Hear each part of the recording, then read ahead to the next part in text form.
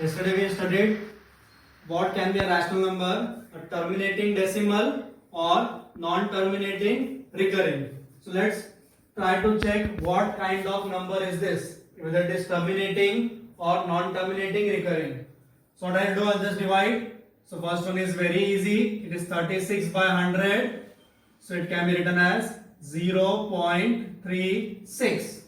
So see, it is terminating after two decimals. So it is a number of type terminating decimal. What can we say? It is a terminating decimal. Second one, it is 1 by 11. So here I need to divide 1 by 11. So it will be 0. Still I am unable to divide. So it will be 0. So 9s are 99. So I'll get 1. Again I'll get 0 over here. So it becomes 0, 0, 9, 99 and so on. So see, I am getting the remainder again from where I started. So I can write 1 upon 11 as 0.09 repeating. So now see, this 09 is repeating again and again. So it is non-terminating recurring. It is non-terminating as well as recurring. Let's take a third example. It is 4 times 1 upon 8. First I'll convert this, become 32 plus 1 upon 8. That is 33 upon 8. So now I'll divide 33 by 8. So 8 4s are 32. I'll get 1 dot. So 8 1s are 8. I'll get 2 0. 8 to the 16. I'll get 4 0. That is 5. Again it is remainder is coming out to be 0. So here I can write 33 upon 8, which is 4 times 1 by 8 as 4.125. So also an example of terminating decimal. Okay. Let's note a very good sum. 1 upon 17. If you get this sum in exam, you are very unlucky because it's a very long, lengthy sum. So I'll divide 1 by 17. So I'll write 0.00. Am I right? Yes. 17. 0. 5s are 85. Pause.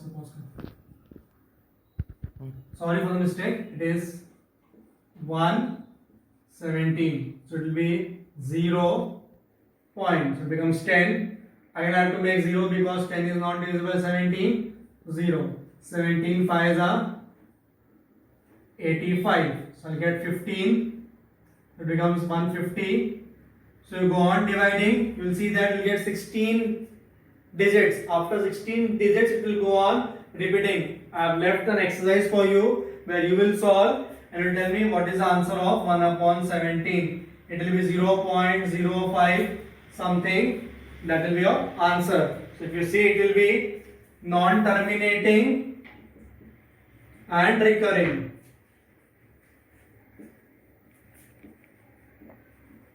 Okay. Okay, now let's do reverse way. They have given decimal part. We have to write the fraction part, that is in the form of rationals, that is P by Q form. So what I do? Whatever number is given to me here, I'll take it as x. So x is 0.6 recurring. That is my x becomes 0.6666 and so on. Correct? Since only one digit is repeating, I'll multiply this by 10. That is multiply by 10 on both sides. So what will I get? 10x equals 6.66 and so on. This is my first equation. This is my second. Now I'll subtract them. I'll always take care that after decimal everything should be 0. So if I do 10x minus x, I'll get 6.6 recurring minus 0.6 recurring. So what will I get? This will be 0. This will become 6. So what is that? 9x equals 6. So x equals 6 by 9. So my actual fraction becomes 2 by 3. So if I divide 2 by 3, I'll get 0.6666 and so on. Let's move to second sum. My x is 0.4. Only 7 is repeating. So 4, 7, 7, 7 and so on. So also what I can do? I can multiply by 100 you can say, or you can say I can multiply by 10 also. Let's multiply by 100.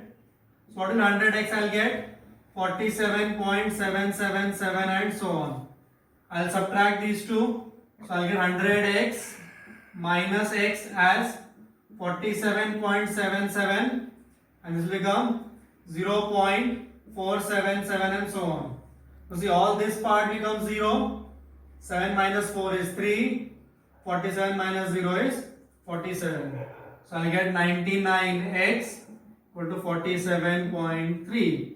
So my x becomes 47.3 upon 99. To remove this decimal, I'll multiply by 10. So I'll get x as 473 upon 990. Are you getting it? So I converted decimal into fraction. I'll give a worksheet. We'll do lots of practice of these sums.